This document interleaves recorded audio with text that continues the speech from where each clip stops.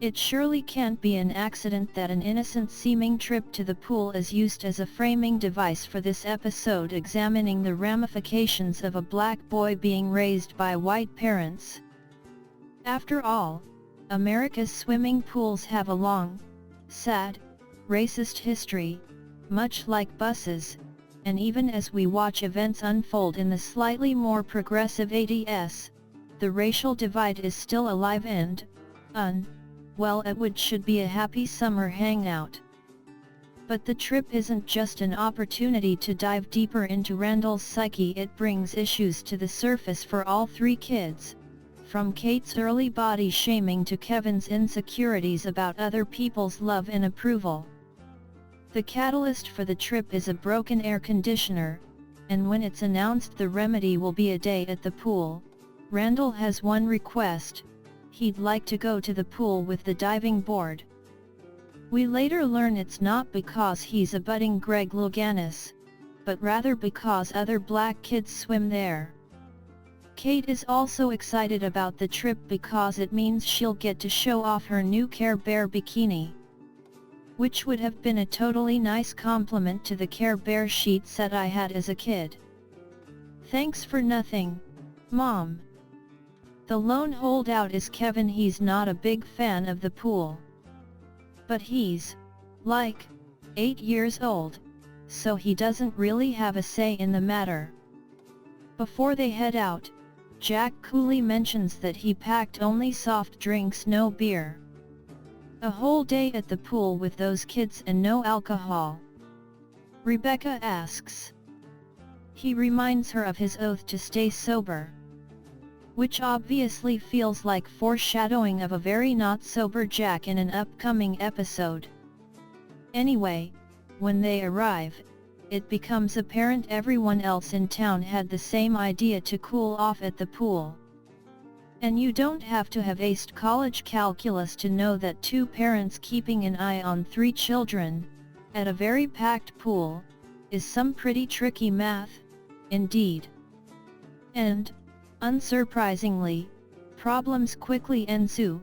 Kate's chubby prepubescent two-piece clad body draws attention, especially from her supposed friends, who are so embarrassed by her appearance that they write her a letter saying as much and that they don't want to hang out with her anymore. The pig illustration is a particularly gut-wrenching signature. Meanwhile, Randall has managed to wander off. Rebecca eventually finds him playing with a group of other black kids. She introduces herself to one of the mothers, but said mother needs no introduction. She knows all about the white family who adopted the black child and has yet to introduce themselves. She also advises Rebecca that Randall needs a proper barber who understands black hair. He's got all those razor bumps on his neck, which, not knowing any better, Rebecca had assumed was a rash. Rebecca, perhaps rightfully so, is offended by the mother's judgmental tone and marches off with Randall in tow. All of which means that Kevin, bless his heart, has been left largely to his own devices. And despite pleas that Dad observe his hijinks in the pool, Jack becomes distracted just as his son inches closer and closer to the deep end. Eventually, Kevin reaches a point where he can no longer touch the pool's bottom and begins to drown. And no one notices. He finally grabs onto a buoy and pulls himself to safety, no thanks to either of his parents. When he emerges from the water, he's furious.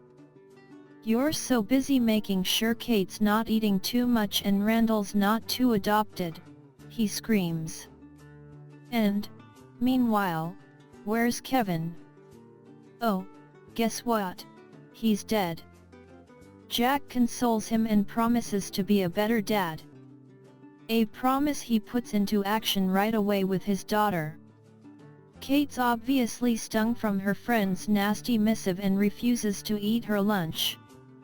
So Jack tells her the legend of the nasty green t-shirt he insisted on wearing to the pool despite Rebecca's best efforts and how the tattered garment can imbue special powers. Kate agrees to wear it with the understanding that it will make her a princess. And, tying up a few loose strings, Rebecca realizes that she maybe could use some advice when it comes to raising Randall, and seeks out the black woman from earlier for a barber recommendation. And to confirm that Randall does, in fact, require sunscreen.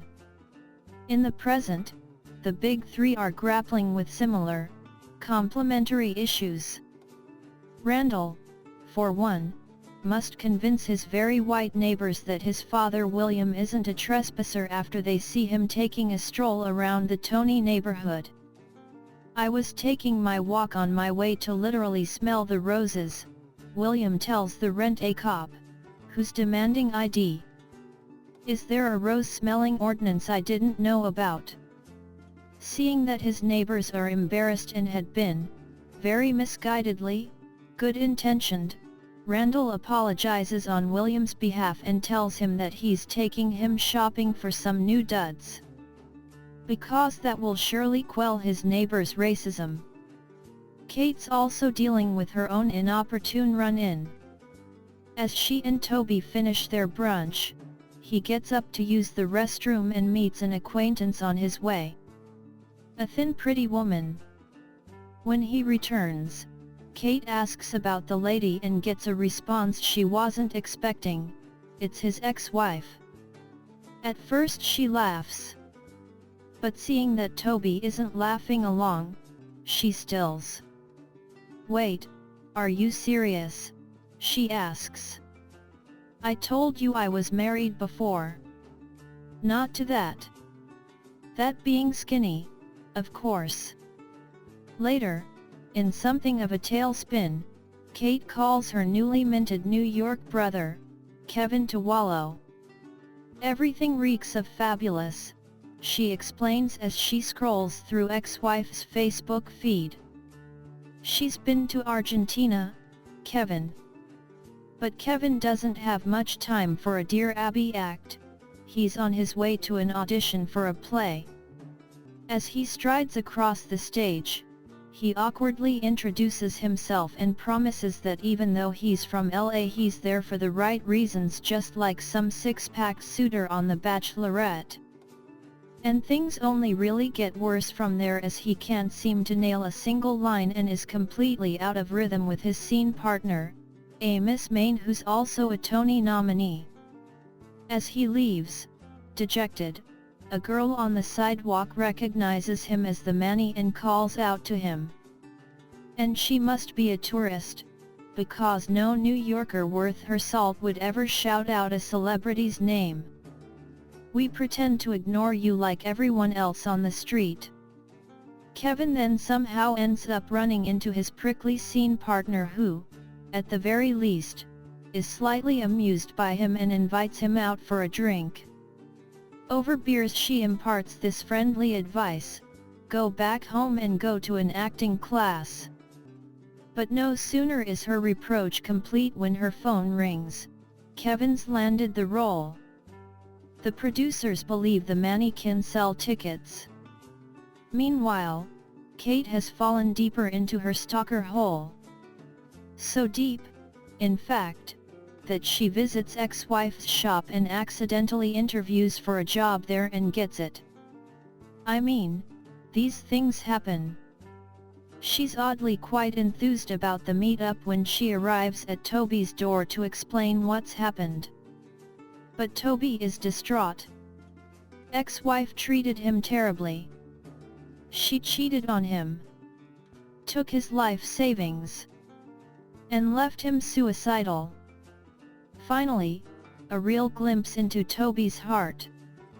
But, once again, Kate seems to need reassuring that she's enough. And that she's enough for Toby. Hopefully, she lets his acceptance really sink in this time. Otherwise, this particular brand of insecurity is going to get old real quick. We catch back up with Randall through a series of events with his father, buying him new khaki pants, bringing him to his daughter's production of Snow White. And throughout, Randall feels compelled to prove his blackness to this man who protested during the civil rights movement, at one point accusing, "Because I grew up in a white house, you think I don't live in a black man's world?" Randall then reveals that he used to keep track of the black people he met in a notebook, hence those tally marks we saw during the pool day, admitting that every time he met a black man, he wondered if that could be his father. And it's William who has to reassure Randall that he is enough, apologizing for his mistakes. "I did everything wrong by you," he says. "And you have done everything right. You are doing everything right, son." Just then, the doorbell rings. It's Kevin. He seems unsure about his next steps and has retreated to his brother's home to hopefully gain some clarity. And he gets the added bonus of meeting Randall's biological dad. Wait, was that the Manny? William asks as Kevin leaves to play with his nieces. "I love that show.